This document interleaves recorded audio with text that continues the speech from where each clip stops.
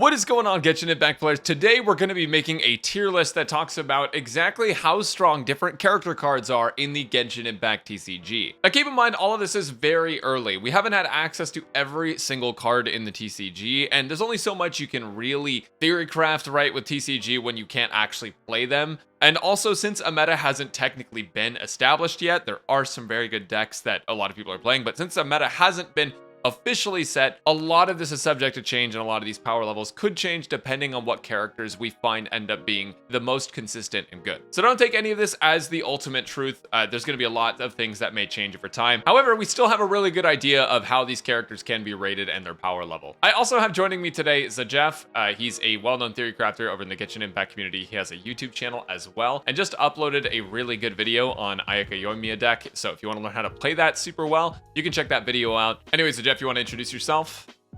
Hi. Hi, I'm Zajef. I've been doing Genshin Theorcrafting for a long time, I guess.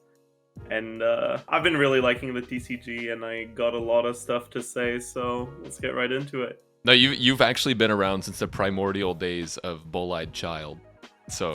Oh god. Stop. Well, assuming you have the tier list up, we can just kind of go down the line. Also, disclaimer, game mode is still very new. Very new.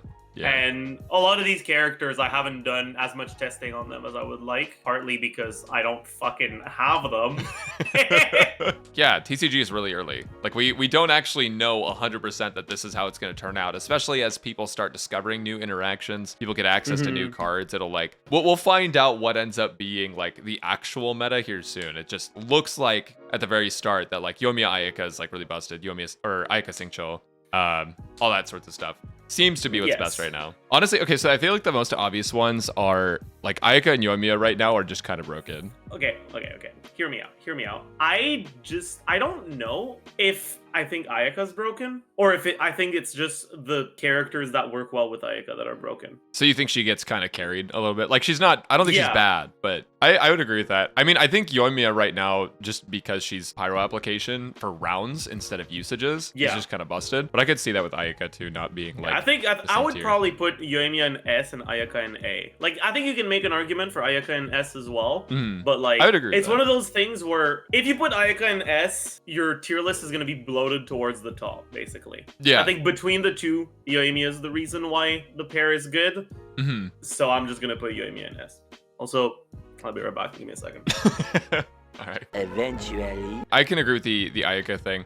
I think that it's also interesting to think about like Ayaka's use in freeze versus like some of the other cryo characters. Like you have options like Kaeya and stuff where you can just like swap. You have Ganyu as well. Although Ganyu, I'm iffy on Ganyu freeze because Ganyu herself is a really good unit, but her as a freeze unit, I don't feel like it's as good. Yeah, the main issue with Ganyu freeze is that freeze isn't a reaction you like to trigger at the end of a round. Right, because it's useless. Because if you freeze at the end of the round, they get unfrozen before the next round. Well, since we're talking about Ganyu, I feel like Ganyu's between A and B for me. The only reason I might put her in B is because we're finding that like freeze itself is really good and the Yoimiya Ayaka team is really good, and the Superconduct team seems like good on paper for the piercing and stuff, but I just feel like it's usually a turn 4 or 5 game, whereas like you have the other teams that can do the turn 3. Yeah, the biggest issue is basically you can't really like reliably get your Ganyu burst out on turn 1. And if you don't get it out on turn 1 and you're playing against Yoimiya, which is honestly like playing it a lot. Like from what I understand, there seems to be like hidden MMR. Yeah. Because the more I win, the longer my Qs get, and the more I start matching up against Yoimiya and Ayaka. and against those decks, well, a third of the damage from the burst you're only getting at the end of turn 3, but at the end of turn 3, you're dead. Like, you're dead before that. Yeah, it just takes a lot of setup. I mean, granted, like all the decks take a lot of setup, but this one like requires a couple turns. Whereas like you can get kind of lucky, I feel like, with some of the other decks. I'm gonna put I'm gonna say low A for Ganyu, but depending on who else we put in A, I might move down to B. I think I'd put her in B. Okay. What do you think about Barbara? Have you played Barbara at all? Not much. I've seen Code playing a lot of Barbara. Yeah, because she's funny. Like She's funny. Her burst is very good. Yeah, the biggest problem is her skill is bad, and she doesn't have normal attacks, basically. I'm gonna put Barbara. For now, I'm going to put her in C. And yeah, it's hard to do early tier list stuff because I feel like you end up moving a lot depending on where you rate I'm gonna put Barbara in F. Oh, wow, really? Her burst is really good. Her burst is one of the best bursts in the game. But other characters that have good bursts also have a way to get there without just like spending 83 dice on it, you know? Right. I mean, that's fair. The reason I think it's not as bad, I guess, would just mostly be that there are cards to help you get that energy. But I definitely see what you're saying. Bennett, I'm like mixed on, because I think that one of the biggest problems with TCG that I've found is that it's really hard to make use of like all three of your characters. But at the same time, I don't think he's inherently bad. I think the healing when you're attacking thing is really good, actually, especially if you're spamming normals. Yeah. I think Bennett has kind of this the Collei problem, where he's really, really good if you get his talent card. Yeah. But if you don't, he's kind of like, okay. And I also don't, generally speaking, like, yeah, his talent card's good, but it's also hard to, like, justify fitting talent cards into the deck, too, when there's so many good, like, event and support cards. Because what have you found that's, like, I think that's always the case. What have you found that's, like, good talent cards other than Bennett's? I mean, Bennett's talent card is good. Collei's talent card is obviously insane. Diluc's talent card is really good. Pyro Agent's talent card is pretty okay. Kaeya's talent card is pretty good. And you can stack them. Like, you can stack it with the artifact, so... That makes a lot of sense. Yeah, I mean, I haven't really found a reason to use the skill cards outside of, like, I think Collei and Bennett were the only two that I was actually using. Collei makes me sad, because, like, it sucks that she just can get, like, obliterated, right? Like, you can really take advantage of Quicken with summons, but summons just get rolled, especially if you're using your burst to get the summons out, assuming people are playing send-off. If you get lucky and they're not playing send-off, then it's, like, a pretty good deck, but... I think the main thing about it is, a lot of people get, like, press the burst button because it's a burst, and wow, burst available, must use. Right. But with Collei's talent card, her E is often just better than her burst. Yeah. And so in a lot of situations, you're better off, like, even if you're on full energy, you're better off just using your E. Yeah, that's true. The downside to it, though, is just like the quicken uptime, but I feel like with her E, like, or not her E, her talent card, it's like really not that bad. Yeah, see, I mix it because she does get carried by her skill card then. But so does that make her inherently a bad unit? I think the skill cards should be considered part of the unit. Okay, so would you say C tier? I would put her B or A. Wow, really?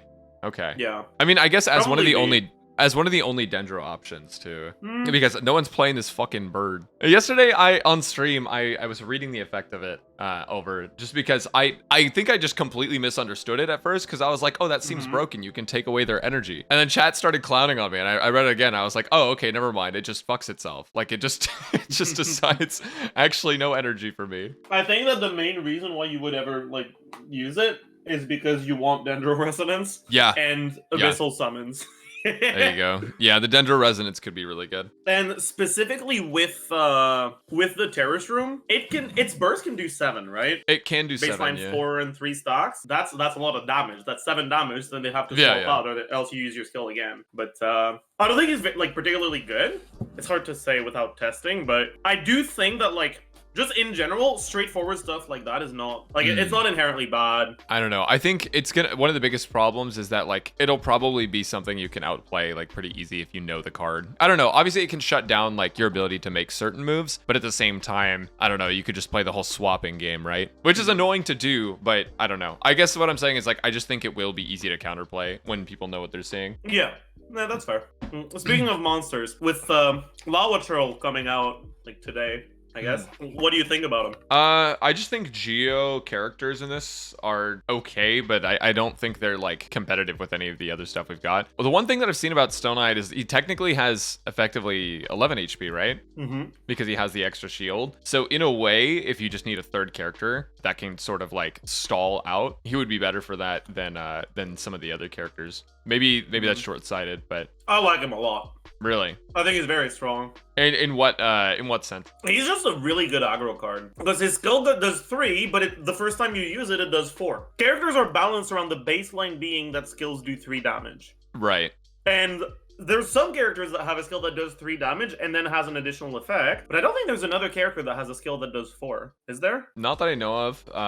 Yeah, no, not without the help of reaction. Especially because, like, yeah, if you go baseline 3 hits of 3, that's only 9, right? That's not enough. But if you can do this once per turn, it could be really good. I see what you're saying. And especially because you can do skill and then end turn right. if you have any form of, like, energy generation. And the next turn you burst, and that's 10 damage because it's 4 plus 6. That's fucking insane, actually. Okay, Mhm. okay. I see what you're saying. Have you played him at all, or no? I have, yeah. I've spent a lot of time today playing him. And, like, I don't think he's the next coming of Yoyaka, but I do think he's pretty strong. But yeah, I'd probably put him in B. Wow, okay. I feel like, yeah, my biggest problem with like all the Geo characters so far has just been this. It's the same deal as like in the regular game. It's just like reactions just have such a higher ceiling. But I've heard tales of a Noelle deck that's like actually decent. I haven't had a chance to play it yet. Yeah, I mean, what's nice about Noelle is that her burst makes her normal attacks do 4 damage. So with any weapon, it's 5. And unlike, I think, all the other like normal attack buff bursts, it costs 2 energy, not 3. On Noelle, you kind of just do it by staying on Noelle and using and shielding up, and then you just have damage. Yeah. Doesn't take as much time to set up another character's burst, swap over, make sure you have a bunch of dice for the next round. But I really don't think she's on the same level as the strong ones. I'd probably put her like in C. Okay, I'll probably put, yeah, Noelle either B or C tier. I haven't actually gotten to play against a Noelle deck, so I'm kind of bummed about that. I haven't seen a lot of diversity in the decks that I've played against. It's been a lot of Yoimiya, Ayaka, and then a lot of freeze. I'll give the benefit of the doubt. I'll give it a higher rating, but... Speaking of the popular decks, we should probably also like rank Xingqiu. He's going S. You think so? S just because the Hydra application, 3 uses basically. That's fair. I think it's funny that he's like forward vaping now. Yeah, I do think that he's better in the freeze versions of Ayaka. The one thing that I have frustration with is the self hydro, but it's the same thing as Barbara, right? It's just like if you're playing against a freeze deck, it kind of is a the thing is you don't use his skill because it self hydros. Like unless you're in a matchup where you just don't use his skill and you just normal attack and then burst, and then once you've used your burst, it doesn't matter if you're frozen. Right, because you just swap anyways at that point. Okay, yeah, I would agree. Xingqiu's up there. For Chongyun, I was thinking about this, so I haven't had the chance to play him either, just because we have limited cards we can grab. But his burst does a lot of damage. It seems insane. You just get the melt on that. It's a lot. Oh, I don't think you should try to melt it. You don't think so? I was thinking also Mona is the other option, right? It's just a one shot, regardless of if you have some shield points. Chongyun is good in general because he has Cryo Infusion. Unlike Ayaka, it costs 3 to like get it active, so like your first attack costs 3 instead of 2, right? Yeah. Which is unfortunate. But in exchange for that, he gets a significantly better burst. Yeah. And his burst isn't just useful in freeze or like Yoyaka teams. I've been playing like aggro, Noelle, Lawachurl, Chongyun. Oh. Whenever I'm against the Ayaka Yoimiya matchup, I start on Chongyun, basically get his burst active or at 2 out of 3 energy if I haven't lost head on hand or whatever. And then when they start popping off on Ayaka, Adeptus Temptation, press Q, deal 10 damage, they're dead. Oh my god.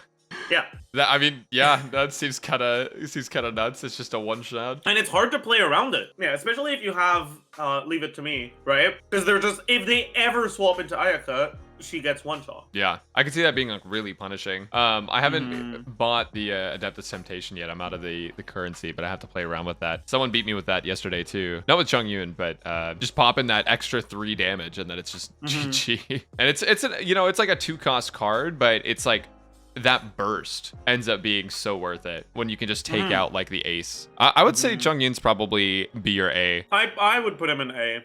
Wow. But I see where you're coming from. The 7 damage is so much. Yeah, and I think another one of the reasons why he's an A is because Pyro Resonance is probably the best resonance. Pyro Resonance is too situational. Right, you need a reaction. Yeah, and it doesn't work if it's like you attack with Ayaka and then Yoimiya's burst procs a reaction. It has to be your active character. Yeah, just plus 2 damage for 1 cryo is so nuts. Yeah, it's insane, and just like Adeptus, because it's in your hand, they don't see it, they don't get to know when you, like, if you have it, and then if you have it, when you use it. Right. You just hold it the entire game until you see a lethal on a character. It's just... Not necessarily a lethal, just a way to, like, take your opponent by surprise. Same thing with Adeptus, and because obviously it's kind of like Adeptus, except costs, like, less, and is less, like, situational, then it's obviously an insane card. But yeah, I think it's probably one of the best resonances, if not the best resonance. I like the Electro resonance, but the more I play around with it, the more I kind of realize that I don't care about my burst that much on most of the Electro units, or the units that care about Electro, like that want to be with Electro units. I think it's really good on Ganyu, and that's kind of like, Use I found for Electro was when I was experimenting with like the Collei stuff too. That did also help with burst. If you didn't happen to have that skill card in hand, and at the very least, like if they don't have send off, it's great. If they do, you're just kind of fucked. But it's a very good card, and if it wasn't a resonance, it would be probably one of the best cards. Oh, absolutely. But I think that cryo resonance is like a step above. Yeah, that's fair. You're making me want to experiment with some Chongyun stuff now. So Cyno we can't play yet. I have no idea how this is gonna be, but if we stick with the minty meat roll thing, it could end up being good. It's kind of hard to understand exactly what's happening. It's just more damage until turn 3, and then it's less damage. Yeah, so you passively gain passive stacks. You start at 0, and you gain 1 every turn, or every end phase, which means that on turn 3 you have 2, and that means that you get your Electro Infusion. On turn 4,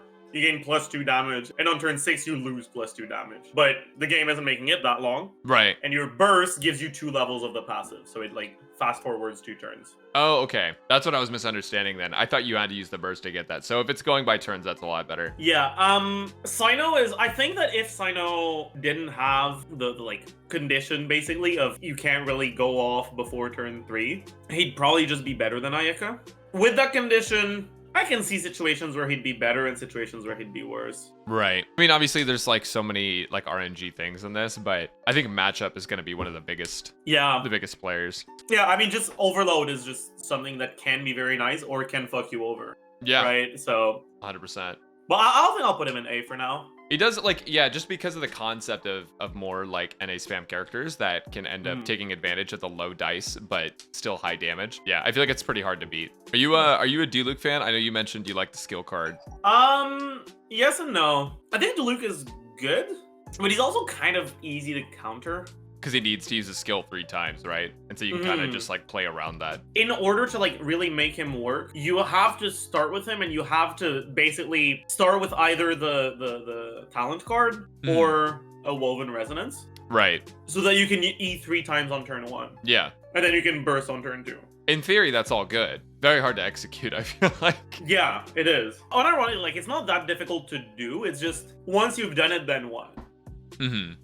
Because you probably had to tune your whole hand to do it. Yeah, absolutely. And then it's like, well, now you just kind of sit there. I want to experiment more with like just putting Diluc's talent cards and Diluc in a deck that wants to run Pyro Resonance, but has a game plan outside of Diluc. So you get a like good Diluc opening hand, you just say, okay, well, fuck it, we're going on Diluc. And if you don't, well, you just do something else. Yeah, there needs to be the other option. I feel like in general, because of how much damage he's able to output, if you do like find success with him, and because his talent card is good, I would probably say it's between B and C. I'd probably say B, but I think, yeah, like you said, it's really hard to create decks with him that have like another option right now, but I don't think it's impossible. I think Diluc is probably somewhere in C. Is where I'd put him. Basically, I think that right now, the Gambler's Artifact is so fucking broken that it makes any OTK deck just better than the other options. I think you also run Gamblers in non-OTK decks, but it's not as good in non-OTK as it is in OTK. And because of that, it makes all the OTK decks really good, but it also makes the counters to the OTK decks really good. So Freeze is really, really strong. So I think that if you're not in one of those decks, you're kind of just like, you can't be S or A. Yeah. Kind of by design. No, that's true. I think it's actually kind of insane too how they actually just allow Freeze to do damage. Like, I feel like this was like a big mistake. Like, I understand why they made it do damage. I do think that it's balanced a little bit off. But they can't make it do 0.5 damage. Right, so that's where I think it would be balanced. What do you think about Maguu Kenki?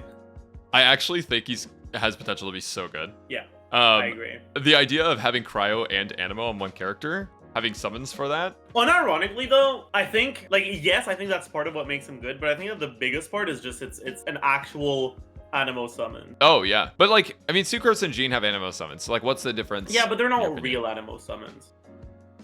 Like, Sucrose's summon like stops being Animo once it swirls, and then Jean is a 4 dice 3 energy. Yeah, burst, no, and it's like, that's bro. so expensive. Yeah, okay, I see what you mean. Yeah, I forgot that Sucrose actually yoinks that infusion and just keeps it. Yeah, so being true Animo summon's good. I think also just the fact that he is Animo classified is also insane because Animo Resonance seems really good. Yeah, it's very good. It's leave it to me and changing shifts at the same time. Yeah, yeah. I expect Kenki to be like top of B, bottom of A. That's actually right where I put him. I think so too. I think it'll be really fun to get to experiment with him though and see if he's able to keep up with like a lot of the tier 0 stuff, just because like a character that can do the 2 different types of damage, have a true Animo summon, seems like a potential like game changer. Obviously it's hard to know right now, but I think that's where send off you're gonna start seeing it in more decks. I think is when Keqing becomes playable. Yeah, maybe. What do you think of Diona? I feel like she's kind of mid. I think that Diona is unironically not that bad. I think she'd unironically see play if Ganyu didn't exist. But I feel like she's very often just going to be an inferior version of Ganyu, so there's not much of a reason to ever play her. Oh, I'd probably put her in like C or D. Either in D tier. I've played against it a few times. It just just feels not as impactful versus if that person had played Ganyu. I understand the concept of, you know, like wanting to feel safe and have healing and stuff, but usually what I've seen is just people using food. On my Chongyun Noelle Lawachurl deck, I ended up deciding, you know what, fuck it, I'm gonna put double NRE, double Chef Mao, and like 10 food Oh cards. my god. And one of the games I did, I started with double NRE, double Chef Mao. Oh my god. All turn 1. I'm sure the other person was had a wonderful time trying to make you take damage. They did. They did. Fatui Pyro Agent I feel like is decent just because he has the extra health, but outside of that, I guess he can deal like solid pyro damage, but that's not usually what people have been using him for, from what I can see. Yeah, I mean the main thing about Pyro Agent is that he has a 2 energy burst that does a decent amount of damage. Yeah. And he's tanky. It's mostly he's tanky, he's pyro, so it gives you pyro resonance if you play him with Yoimiya. It gives you the time to set up, and that's what I found to be nicer, or like that's why I've been using him over Bennett too. Is mostly like Bennett is a very like active character that you know, you throw out his burst or whatever, but I find that in comparison to Pyro Agent, it just doesn't really make that much of a difference because Pyro Agent just stays alive longer. Yeah. That said, like on his own, like if it wasn't for Yoimiya Ayaka, I don't know how worth it he really is. Yeah, I'd probably put him in B. I run him in a lot of my decks just because I think he's strong overall. Yeah, Stealth is really good, and 2 energy, 5 pyro damage burst is pretty strong too. What do you think about Fischl? I'm conflicted on Fischl because Oz is weak. However, he's not a burst. So like on some level, he's like really, really easy to put up. Yeah. And if you're playing Quicken, it can be really good. If you're not playing Quicken, it's all right. Knight Rider, if you manage to get her burst, it's really good. I've only had a few games where I ever used her burst. You don't really try to go for it because again, just like Barbara, you don't want to recast Oz. Yeah. Right. Like you might recast Oz on turn 3 or on turn 4, but like you're not trying to. Yeah, it's like pretty the rare game that should you be end over up using before it. you would want to recast Oz, basically. Yeah, just the fact that it's a skill has been it's been really nice because you can throw out Oz or not, you can throw out Collei burst, you can swap to Fischl and just put down Oz, and it's like it feels really free. Yeah. But like alone as a card, like if it wasn't for that combination, I don't know how good she is. I think most people just use her for the Electro resonance, right? So honestly though, like I've been warming up to her a little bit. You play her in like Superconductor or what? Mostly Quicken. Oh, okay. It's just being able to make like guarantee that you can like trigger Quicken on turn 2. Yeah. Is really nice. And then have it refreshing too. If they're not running send off, it's like it's so free. I feel like the B tier is gonna fill up really fast for me here. Yeah, that's probably why I put her as well. So it's like a lot of these characters, like they're good, but they're not Yoimiya Ayaka, and they're also not Barbara. So it's like they're somewhere in between, but it's hard to exactly pinpoint where. That being said, I think you can definitely make an argument for Mona being an A. Oh, because of the amp? Because of the amp, the taunt? I don't think I've ever used Mona's burst. Really? Okay.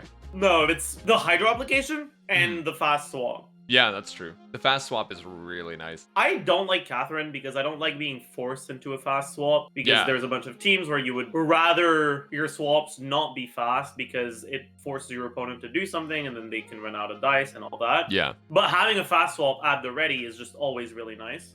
And especially with Mona, like specifically because like it doesn't cost anything and you can build your team around the fact that you have it. You press your E, it applies Hydro, it gives you end of turn Hydro, and then if they stay on the same character, you can guarantee a reaction, which is nice. So you can potentially guarantee 2 reactions with her E, which is nice. I've had a couple games ended by her burst. Funny enough, I haven't had the opportunity to actually use her burst either, but I have seen a lot of people using it. I mean, just the damage amp in concept is just so dumb. That's how code hit is like 42 damage or whatever. The burst is good, but again, right?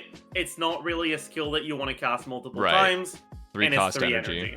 The fast swaps, though, I definitely agree with. That's something I wasn't even thinking about when we initially looked at her. But yeah, that's a fair placement for Mona, I think. What do you think about, honestly, I'm kind of sad to say this. I feel like Jean's not. Okay, the skill forcibly swapping an enemy is good. But outside of that, I feel like her burst costs too much. Yeah, it does. I mean, I don't think you ever really play Jean over Sucrose.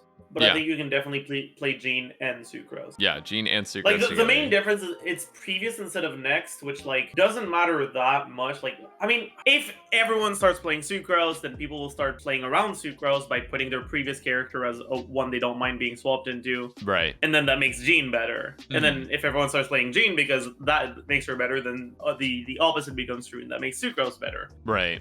I'm weird about this because I feel like I'm going to place Sucrose higher than I'm going to place her, but I was going to place her in probably between C and D. I don't think she's inherently like one of the worst characters you could play, but honestly, like I'd probably put her bottom of B, but B has too many things now, so just put her C. And let's put Sucrose B tier.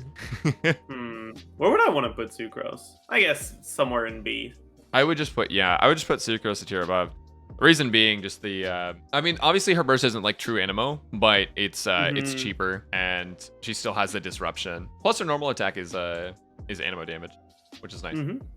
I think Kaeya is really good. I think the cryo on swap can be really nice. I like Kaeya, but I think he doesn't do enough damage. I think that for a 4 dice burst, it should do like 2 or 3 on cast, or it should the icicle should hit for 3. I've played a lot of Kaeya, and in like basically every deck I've tried him in, I've run into the same issue of like, okay, I'll kill a character, and then I just run out of damage and I get rolled. It's kind of hard to make the argument for it when you talk about damage, right? Because the damage itself is not a lot. If you think about all of the icicles getting use, no reaction, it's going to be a total of 7 damage from the burst, but it takes a while to execute unless you're just constantly swapping. And people can see it coming. I haven't tried him much outside of freeze, and maybe outside of freeze it does enough, but yeah. I do like Kaeya. I think his verse is really cool, but I do think it's a little bit under too.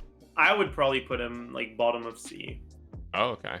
I'm gonna put him forward in C a little bit. I still think he's pretty good. I have a lot more faith in the boy. Keqing I think is just good because Quicken, but I don't think she's like game changing or anything. I think the swap that she has is really good. I think her burst doing damage to every character is good. Yeah, I think it's not even the swap that's good, it's the fact you can tune the swap. Oh, that too. No, like, yeah, it's a free card too. Yeah, like so even if Keqing dies. I think I've played like maybe 15-20 games of Collei Quicken. I think I've used the swap once. Every other time I use it to tune.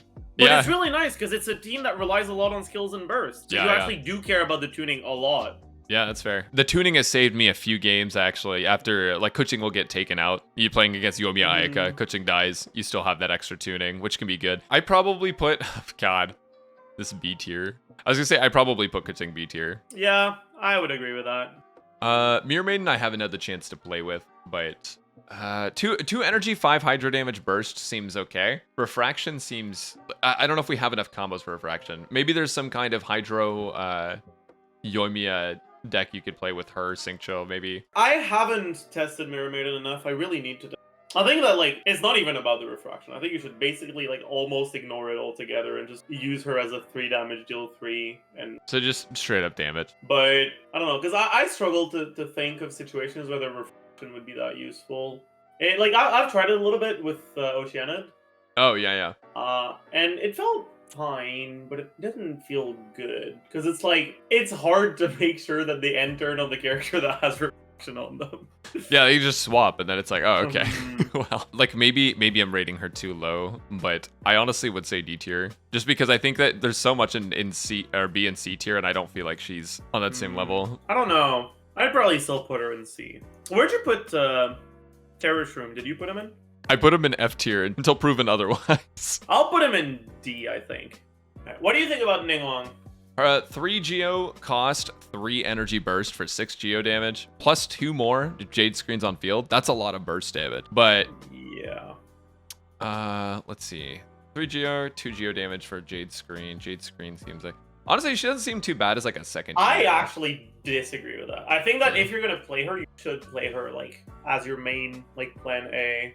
Really? Just for the amount of damage? Yeah, I think that like her burst is decent, her skill is decent, but she also has the same issue of like using her skill twice in a row kind of feels like shit. But like 8 damage up front is kind of nuts. It is. It is. You pair that with Adeptus Temptation, like, yeah. I need to test her more, but I wonder if we played a double Electro. I mean, the Electro Resonance, I know you mentioned that doesn't feel as good as it you would be initially pretty thought. good for this, for but sure. I feel like, yeah, if we could find ways to funnel energy into Ningguang, that could be pretty solid. This is one of those characters I'm going to have to play more, or like actually just play and experiment with. For now, I'll put her like bottom of C, I think. I think Oceanid suffers from end of round syndrome.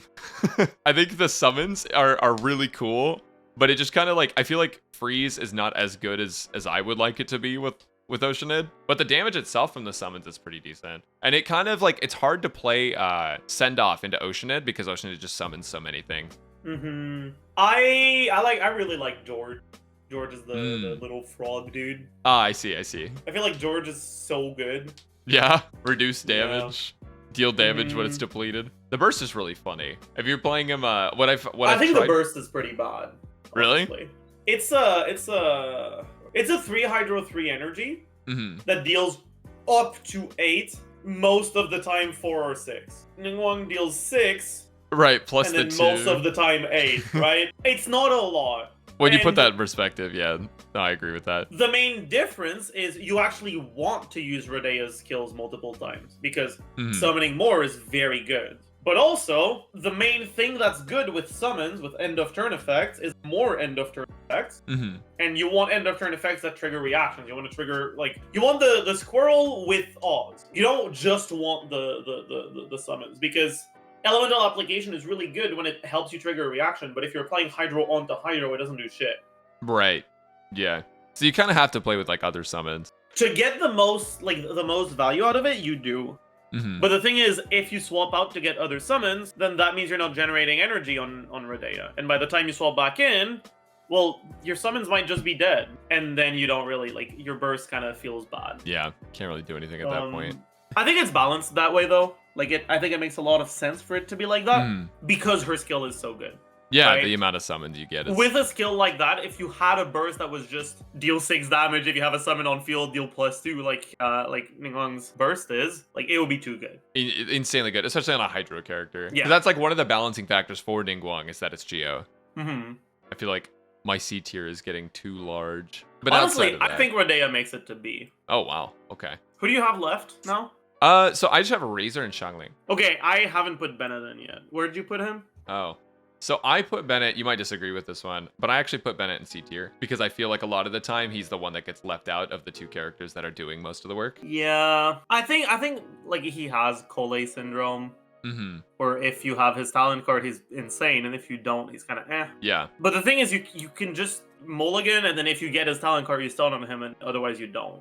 Like it's something you can play around. So I don't hate it too much. I don't know if I'd put him B. Like top of C probably, yeah. Yeah. I think because the one thing that I think puts Collei for me in B tier is just the fact that she's Dendro in conjunction with like her skill card. I've seen some Razor shenanigans. Yeah. Like you're saying, like superconduct stuff. I've only with Chongyun? Yeah. It seems like unironically it seems viable, but I haven't lost to it yet, so I don't really know what to rate it. Granted, I'm playing meta shit, so yeah, like it's kind of just a worse version of the Ayaka Yoimiya combo. Yeah, because it's just harder to get going, and you have to generate energy on the character on which you need to pop off, which is rough, obviously, because it's like that's a lot of damage you gotta get, you know. So it's harder to make work, but it still works. It does. I think he's like probably bottom of C maybe. I would say, like, based on what I've seen of it, I've seen some videos too, and the videos are pretty good. I'm gonna put him at top of C for me. I still think he's like a pretty solid pick, and I think he's easy to play. Granted, with the one thing being like 3 energy for the burst is like it feels like a lot, like because you need that 3 energy. Whereas like with the Yoimiya Ayaka, you need the 2 energy for Yoimiya, and then you just normal attack. And then the last one is Xiangling, which I actually think Xiangling doesn't get played enough. I've countered a lot of Xiangling just by using send off, but Goba, I am putting her in D. Wow, really? Yeah, I think she's shit. Because she has the same kind of summon that that Fischl does, where it's on the skill. Except yes, but Goba's it doesn't do doing... damage when you cast it. Which is part of the reason why Fischl is so good, is because you don't just get Electro on your Oz, you also get Electro onto the enemy when you cast Oz. Get the which is more reactions. application. You can do that as well with Xiangling if you have a talent card. And even then, the talent card is pretty expensive, right? Because it's 4 Pyro instead of 3. Yeah. It's harder to justify. Oh, how the mighty have fallen. Goodbye, Xiangling. Yeah. I was gonna say... I think it's also just, like, her burst is fucking terrible. Yeah, 2 uses, I think, is the problem Yeah. here. But granted, if it wasn't 2 uses, it would just be Yoimiya power creep, so... I think, I will say the one thing I've noticed about Xiangling, though, is that I feel like a Pyro summon is dangerous to leave pretty good. Like, obviously, Yoimiya is just a better version of that, but I still think leaving out a Pyro summon, that does 2 Pyro damage. I've played Overload decks where they leave Goba out, and that's been a pain in the ass. But I agree, I think the burst is just too bad. Yeah. Yeah, okay. I'll put her at the front of D. That kind of does it, I guess. Yeah, no, these are certainly tier lists. Cool. Do you have anything you would like to plug, Mr. Zajef? I do not. Okay, this guy doesn't stream, actually. He's not a streamer. True. All right, well, thanks for doing this with me. It was fun. I got you. All right, wait, gamers. actually, you know what? No, I do have something I want to plug. Dude, my plug. my TCG video is not doing well, so go watch it if you liked this, because if it doesn't do well, that makes me unhappy, because I like the TCG and I want it to do well, and I want to be able to talk about it on my channel. So go check that out. I actually just watched it before when you messaged me about it. I just watched it. It's a really good video explaining how the Yoimiya Ayaka team works and like everything that you need to know going into it, what rounds to use certain cards, etc. So yeah, it's a really good watch. You guys go check it out. Thumbnail will be on the screen and link in the description. So thanks again for joining me, Zajef. It was really fun. Happy and to gamers, join. make sure to Happy to be subscribe to here. Zajef down below.